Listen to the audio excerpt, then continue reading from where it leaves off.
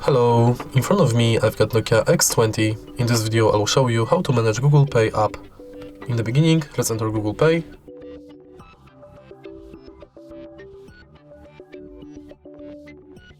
Tap Get Started. And now, reset the app.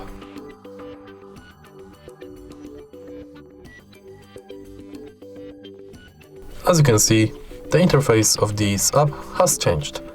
Now from here, you can add payment method or different types of cards. If you go here, you get access to all of your payment methods, full list of participating banks,